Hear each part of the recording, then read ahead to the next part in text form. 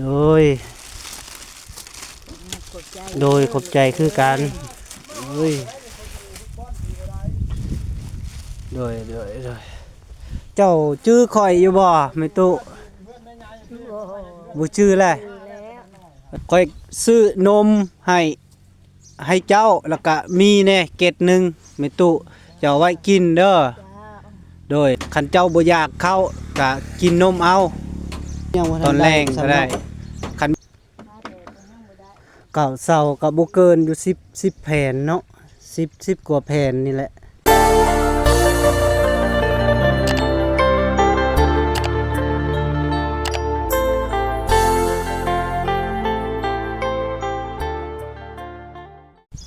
ครับทักทายสบายดีและสวัสดีเด้อพ่อแม่พี่น้อง FC เบิดสุขสู่คนเนาะสบายดีส่วงตอนเช้าพี่น้องเนาะกะตอนนี้ก็เวลา 8 โมงเนาะพ่อแม่พี่น้องเนาะแล้วก็เบ้าแก้วก็เดินทางมาหาแม่ตู้อายุ97 ปีเนาะพี่น้องเนาะแรกแล้วก็เบ้าแก้วเลยบ่ได้มาหาเพิ่นแต่โดนแหละพี่น้องเนาะก็ประมาณ 2-3 เดือนแล้ว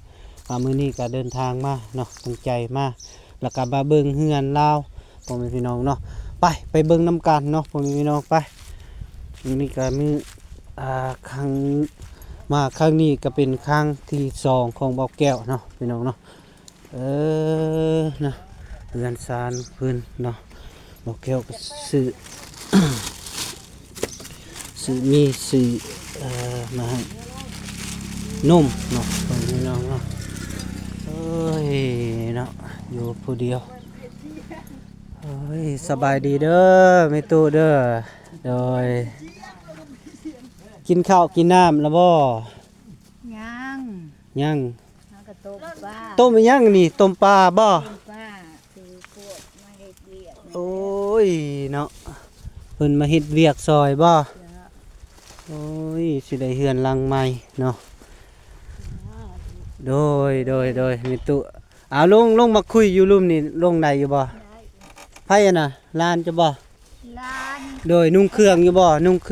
ลานจ้ะนะนุ่งเครื่อง โดยลงมาคุยอยู่นี่ก็ได้สบายดีเด้อโดยมาผู้เดียวนะบ่นี่โดยมาผู้เดียวเด้มื้อนี้ก็มาเฮ็ดเทื่อนี่เพิ่นบ่มาเบิ่งบ่เขาผู้เดียวโดยขึ้นนั่งนี่ก็ได้แม่ตุโอ้ยเนาะกระบาบกระบอเอาโดยขอบใจคือกันโดยเจ้าชื่อข่อยอยู่บ่แม่ตุบ่ชื่อแหละเนาะโดยข่อยก็บ่ได้มาหาเจ้าก็ประมาณ3 เดือนแล้วตอนแรกๆก็ค่อยนี่แหละมาทำอิฐมาถ่ายเจ้าอยู่โดยเห็นเราอยู่ผู้เดียวเด้ที่เก่ามันมีตูบสูงแน่สูงหน่อยนึงเนาะบ่แม่นบ่อยากเห็นหุงแล้วบ่อยากเจอเนาะโดยบ่เป็นหยังโดยค่อยซื้อนมให้เจ้าแล้วก็มีแน่เกล็ดหนึงแม่ตุเจ้าไว้กินเด้อโดยนมก็คันเจ้าบ่อยากเข้าก็กินนมเอาตอนแรงก็ได้คันบ่มีอันกินนะบ่มีของกินแล้วก็กินนมแล้วก็ต้มมีกินก็ได้เนาะเจ้าก็ปั้นให้หลานเจ้ากินน้ำแน่หลานเจ้ามานอนน้ำเจ้าบ่หรือเป็นไดบ่อันนี้ร้านจะถึงบ้านเขาจะมาแล้วก็เจ้าเฮ็ดโอ้ยเฮ็ดโดยเฮ็ดกินให้สร้างกินบ่ต้มปลาเจ้าได้ปลามาติใส่จ้าร้านเอาให้นี่แล้ว โอ้ยลูกหลานเอาให้เนาะบ้านเมืองโดยพมาดไปกินน้ำโดยก็ดีใจนำเพื่อนนะวันเส้นในก็ได้กินลูกเอ้ยโดยพมาดบ้านพมาดเมืองโดยเขาให้ได้ ซีนก็ให้ซีนได้ป้าก็ให้ป้าอันไม่ได้ก็แม่ก็ให้กินคือกัน โดยแม่ตู้อันเฮือนที่เจ้าให้เขาเจ้าปลูกนี่เป็นดินเจ้าเองบ่ จ้า ดินเจ้าเองเบิดบ่นี่วงโอ้ทุ่งนานี่โล่งพุ่นแม่นดินเจ้าเบิดเนาะฮอดใดฮอดกก ป่านี่แล้ว โอ้ยแถวแคมปานี้โอ้ ลงไปทางซ้ายยาวลงไปทางซ้าย โดยยาวลุ่มๆพุ่นเลยเนาะ แล้วทางแก้มันสุดนั่นก็ของเขาตั้งแต่40 เมตรมณฑล โดยโอ้เนาะ ของเขา โดย ตะกี้นั่นตัวนี้น่ะของเขานี่ดิเฮ็ดหน้า3-4ไห้นี่นะแม่ละเปลี่ยนเอา โอ้ย แม่เอาดินแม่ให้เขาอยู่ส่วนใต้ โอ้ แม่อยากอยู่ใกล้หมู่ โดยแม่นแล้ว เพราะว่าคันเจ้าไปอยู่ไกลพุ่นก็บ่มีผู้เบิ่งเด้เนาะมันไกลแล้วก็อยู่ไกลๆก็ดีแล้วแม่ดีแล้วเปลี่ยนกันก็ได้ เพราะว่าเฮาก็เอาหน้าให้เขาเนาะแลกกันเปลี่ยนกันเนาะ ของเขาเจ้าเท่าใดแม่ก็ให้เขาเท่านั้น โดยจักให้ของเพิ่นนี่ หน้าที่ให้ สิให้เจ้าก็ให้ลาวสิให้บ่ แทก แทกเอาเนาะ แทกเอา แทกเป็นเม็ดเนาะ บ่เต็มใจเลยเด้อย่าเป็นบ่เต็มใจ โดยดีคือกัน เพื่อหันแล้วแม่เอา โดยโอ้ยเนาะ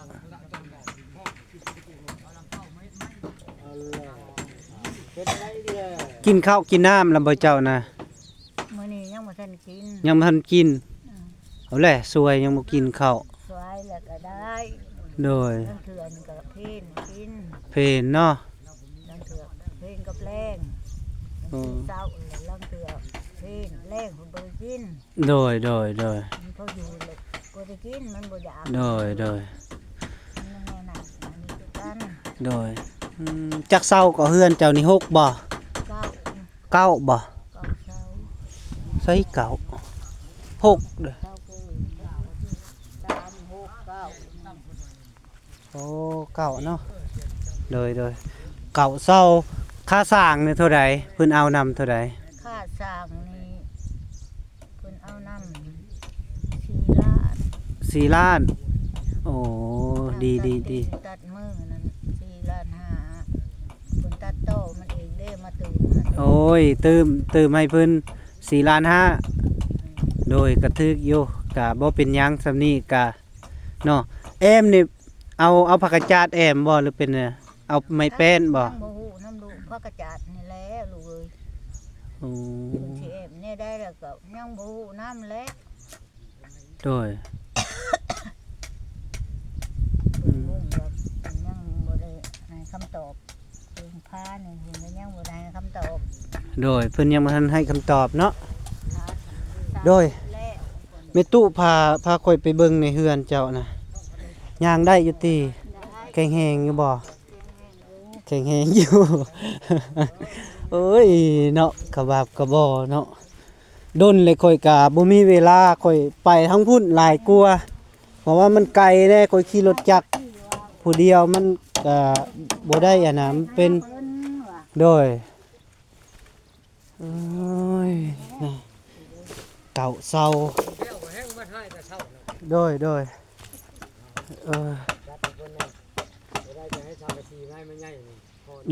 ยังบ่ทันมีบ่สังกะสีเนี่ยโอ้ยเนาะสังกะสียังบ่ทันได้สำเนาะ พาแต่เพิ่นยังบ่ได้ เก่าเศร้าก็บ่เกินอยู่10แผ่นเนาะ10กว่าแผ่นนี่แหละอืม 5 เมตรซาวยังบ่ทันได้สังกะสีเนาะ ไล่เบิ่งไป50ทั้งหัวมันต้อง10ปลายอยู่แล้ว โดย 2โซน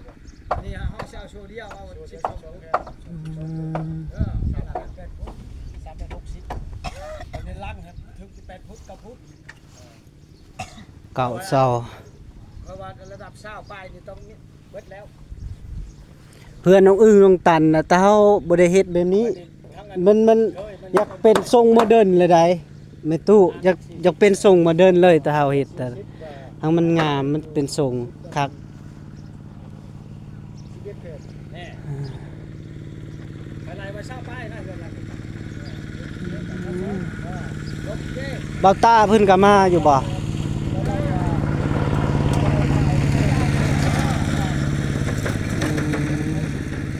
โดยได้แล้วแม่ตุนะเข้าไปในมันแดดเจ้ายืนก่อนหน่อยนึงข่อยสิถ่ายรูปเอ้ยเนาะ อันแท้นะแท้ใช่ทำปลาเข้าเป็นอย่างนี้ปลาเข้าพาน้ำปลาเข้าตบต้มเฮ็ดขึ้นเก่าเข้ามาแล้ว โดยโอเคโดยสบายดีเด้อ หนึ่งลักๆแล้วมากีบปอบหญ้าบ่ให้ปะ โดย เนี่ยตะเพ่งนะตะเพ่งมาปอบหญ้าเนาะ มาหยัง ปอบหญ้าบ่ให้ปะ มาเบิ่งงานนี่บ่ เพราะว่า โอ้มาเอาหางไม้บ่อื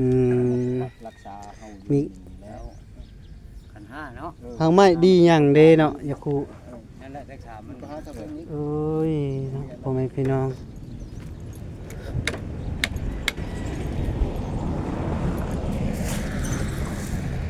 เขื่อนลังตูบลังเก่าแฮงอีหลี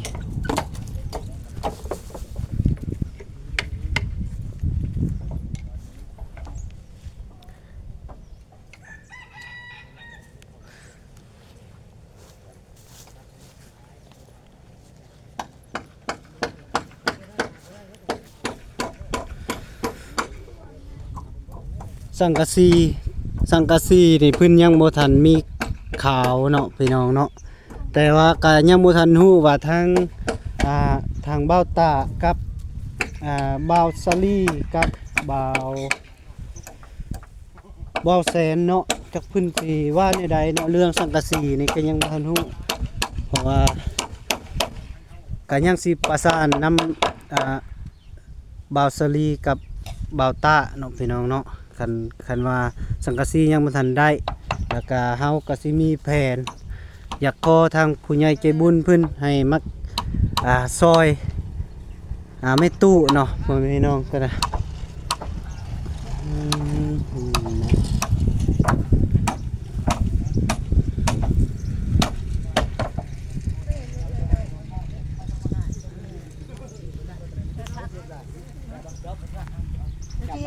จะเฮ็ดนั่นก็แล้วแต่นะคอยเนาะ แม่นหยังอะนะ กิน โอ้ยก้อยป่าบ่โอ้เป็นตาแซ่บเนาะ เท่านี้นึงบ่ผักนะบ่มีบ่ผักบอกผักบัวหยังก็ได้มีเนาะโดย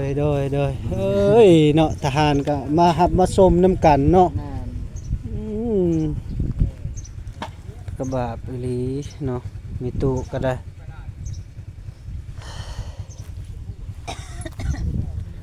บ่มีตู้อันสังกะสีนี่ยังบ่ทันมีบ่ ยังบ่ทันมีตัวยังบ่ทันได้มาย่านว่าหรือว่าเพิ่นบัดเพิ่นมาเพิ่นสิเอามาแม่ก็ยังบ่ฮู้ อ๋อทางอันเบาแซนเพิ่นยังบ่ทันแจ้งข่าวดีบ่สังกะสี เพิ่นยังบ่ได้แจ้งว่าจังก็สิลูกสิเอามาเพิ่นยังบ่ได้แจ้ง โดย แต่ว่าเพิ่นว่าขอพี่เพาะนี่แหละจังก็สิก็ดีว่า โดยแต่ว่าอันเอมผักกาจาดบ่หรือเอาไม่เป็นเอม อิงตามพวกลูก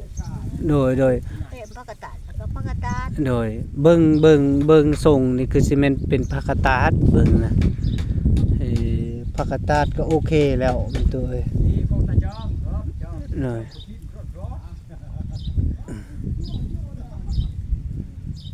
โอ้ยเจ้าก็อดทนก่อนเด้อแม่ตู้เด้อเพราะว่าก็ยังอีกบ่ดนเจ้าก็ได้อยู่เฮือนหลังใหม่ตาเฮานี่ก็บ่ปะบ่ทิ่มเจ้าดอก โดยก็ค่อยบ่ได้มาหลายเดือนแล้ว แต่ว่าค่อยก็บ่ได้ปะค่อยก็ติดตามเบิ่งอยู่เนาะติดตามมาตลอด เพราะว่าค่อยนี่ขี่รถจักรมามันก็กี่พุ่นแม่นอื่น แม่น โดยกี่พุ่นระยะทางก็มันไกลแน่มื้อนี้มีโอกาสได้มานำอ้ายๆเพิ่นมา นี่แหละก็คือเจ้าฮู้อะไรมากโดยแล้วก็มีเวียกเลยก็ขอขี่รถนำเพิ่นมารถตู้แล้วก็เฮาก็ลงพี่ซื้ออันอยู่อันกินให้เจ้า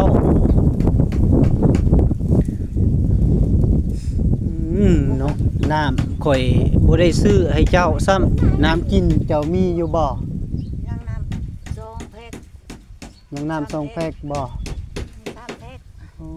ยมีไวๆมาก็มีอยู่เนาะ มีพวกอันญาคู่บ้านนี่ได้มา โอ้ยมาซอยเรือบ่ เรือเมื่อวานนี้ทั้ง โดย ทั้งกระตุกกระเต้นทั้งหมอหนึ่งทั้งหัวทั้งเที่ยงทั้ง โอ้ แดง ย มา โอ้ยเนาะ ผ้ห่ม สาธุเนาะ ทั้งเสือ โดยโดย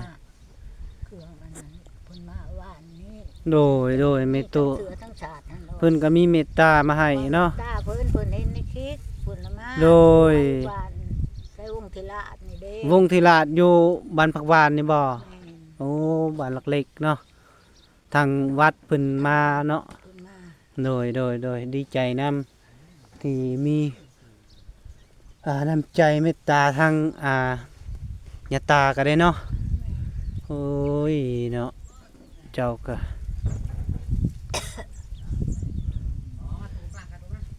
เป็นจะได้เรื่องอันน่ะลูกเจ้าอันน่ะบ่ได้มาไกลเลยบ่ เดี๋ยวนี้บ่ได้มาค่ะเอ้ยน้องเพิ่นมาบอกเพิ่น บ่มาเลย บ่ได้มาไกลของอันแต่เพิ่นมาสีหน้าแม่นี่คือหนึง โอ้ย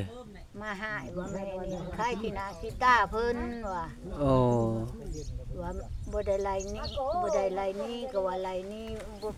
บ่ว่าเฮ็ดหน้าแล้วไล่นี้เพิ่นว่าเพิ่นบ่ได้ไล่เพิ่นบ่ได้ไล่ไปให้แม่นี่แม่ก็ฆ่า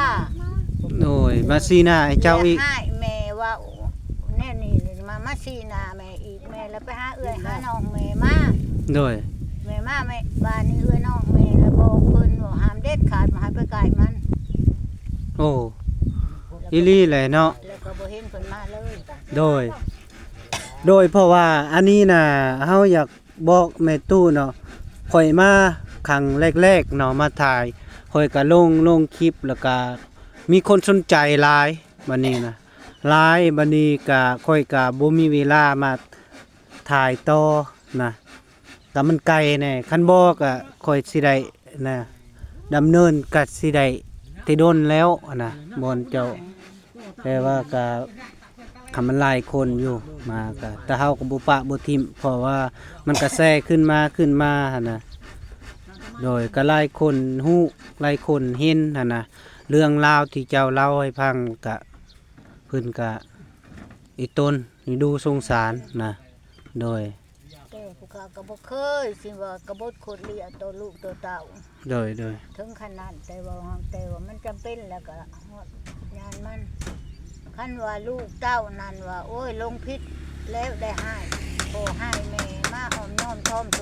แม่ก็ดีใจอยู่ก็บ่เห็นหน้าเลย โดย ยังมาสีหน้าสีตาแม่จับเขาอยู่ โอ้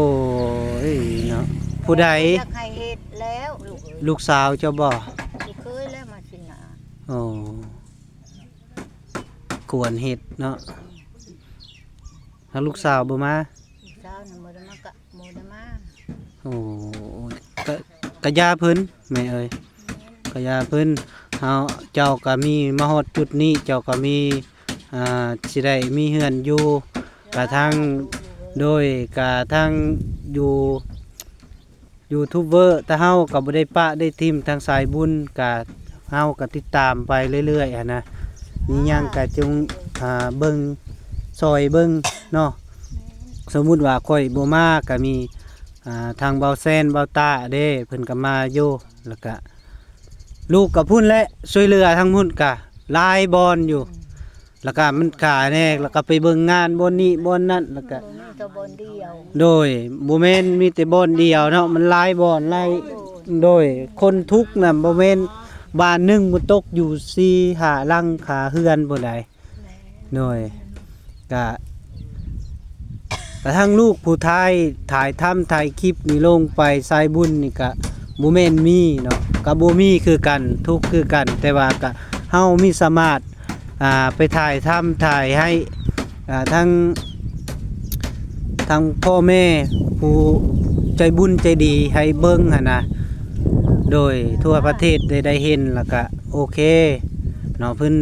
มีสามารถกันช่วยเหลือก็ช่วยเนาะโดยก็หลายเขตโยกคือลูกไปท้ายนี่ก็เพิ่นก็บ่ได้ปะได้คันทุกข์อีหลีเพิ่นก็ช่วยนึ่งนี่บ่ให้ตัวใดมีก็เว้ามีตัวใดบ่มีเฮาก็ว่าบ่มีเพิ่นก็โอเคคันสมมุติว่าเฮาตัวมีก็ว่าบ่มีอ่ะนะเพิ่นสิอยู่นำหลังแล้วก็เพิ่นก็เสียใจอันนั้นโดยก็อันนี้ก็อยากให้บอกไปล่วงหน้าก็คือเจ้าก็โอเคได้ฮู้แท้ๆแล้วเป็นจังซี่ก็เจ้าก็อดทนไม่เอ่ยกันเพิ่นบ่มาใกล้ก็บ่เป็นหยังก็มีญาติพี่น้องเพิ่นมาเบิ่งก็โอเคแล้วโดยทุกแต่ว่าลูกเต้าบ่มาไกลบ้านเมืองสาทุกทั้งอัญญคู่อัญญาตาโดยทั้งพี่น้องทั้งลูกทั้งเต้านี่แล้วโดยว่าจะดีใจลูกเดียวโดยก็อังเยี่ยนี่แม่ก็เว้าไปส่วนนึงแล้วโดยเพราะว่าลูกนี่ติดตามเบิ่งเนาะทั้งคลิปทั้งเบาลี่เบาแซนนี่ก็เพิ่นมาแจ้งข่าวดีว่าสิมีผู้หลักผู้ใหญ่เพิ่นเนาะสิเอาโอนเงินมาสิเฮ็ดเทือนในแม่ตุลูกก็ดีใจแฮงอีหลีได้เพราะเบิ่งอยู่คลิปโอ้มีแฮงเด้ว่าแม่ตุจะได้มีเฮือนอยู่แล้วแล้วก็เราก็เฒ่าแน่เนาะแล้วก็โอเคคิดว่าสิบ่มีก็โอ้ยเนาะเบิ่งอยู่มันก็เป็นตาสงสารแฮงอีหลีเฮ้ยเจ้าก็บ่จื้อเนาะบ่จื้อลูกเนาะแล้วก็บ่เป็นหยังเพราะว่าเจ้าก็บ่จำมันหลายคนแน่โดยบ่จำแล้วก็โดยผู้ใดก็ดีตาก็บ่เห็นหุงแล้วโดยแม่ตู้ซื้อหยังก็ค่อยก็ยังลืมซื้อคูณแม่เฒ่าคูณเนาะแม่ตู้คูณพ่อแม่พี่น้องเอ้ยแม่ตู้คูณ97ปีเนาะโดยแต่ว่าอายุเจ้าค่อยจำไปเลยเลย97ปีนี่จำแต่FC เพิ่นคอมเมนต์มาอายุเจ้าน่ะบ่ฮอด97ปีย่างก็79เพิ่นว่าย่านเจ้าลงเพิ่นว่าอันนี้ความจริงเนาะเลย97ยังอีก3ปีก็100เด้โอ้ยขอเจ้าอายุผมคันใดแน่แม่เฒ่า120โดยขอให้เจ้าอยู่ดีมีแห่งอายุมันคนยืนฮอด100ซะฮอด100ปลายซะไปเนาะก็ทางลูกหลานก็พอได้มาเบิ่งมาแยงนั่นแหละจึงได้อยู่เฮือนใหม่เนาะโดยไม่เท่าเอ้ยก็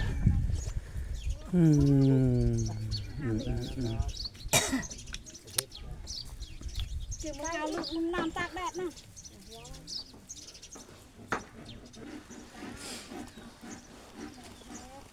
เอาไม่ตู้เฮากะสิได้กลับปะแล้วเด้อมื้อหน้าจึงว่ากันใหม่เนาะสิมายามใหม่เฮาก็บ่ได้ปะได้ทิ่มเจ้าดอกเด้อมีหยังกะสู้ๆกับเบิ่งงานเฮาเป็นจังได๋เรื่องสังกะสีบ่หยังกะจึงว่ากันเนาะเฮาก็สิปรึกษากับบ่าวแซนบ่าวตานั่นแล้วก็คันมีหยังกะเฮาก็สิปรึกษาแล้วก็คันทางเพิ่นมีทุนแล้วก็เพิ่นซื้อมาแล้วก็ดีคันบ่มีเฮาก็สิปรึกษาอีกกันนะแล้วก็บ่แม่นลดลูกดอกคันซื้อก็สิให้บ่าวแซนแกมาให้โดยแล้วก็ต่อไปนี่ขอเจ้าก็อยู่ดีมีแห้งไม่เอ่ยโดยพอได้อยู่ดีมีแห้งคือกันกับโดยซ้ำแม่โดย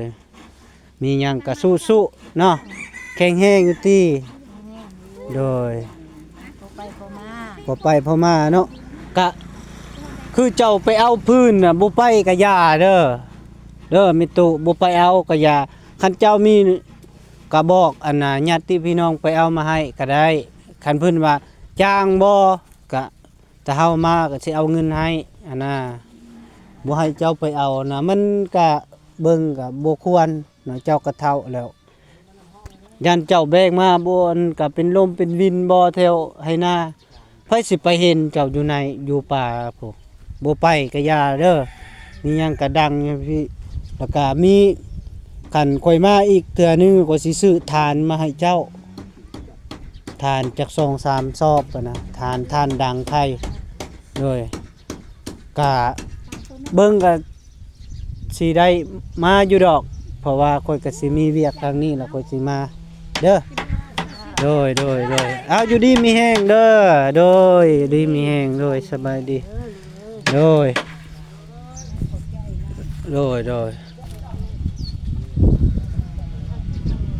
เอาพ่อแม่พี่น้อง FC เบิดสุขุสุคนเนาะเบาแก้วก็มาหาแม่ตู้คูณเนาะอายุ97ปีพี่น้องเนาะแล้วก็เบาแก้วก็เดินทางมาแล้วก็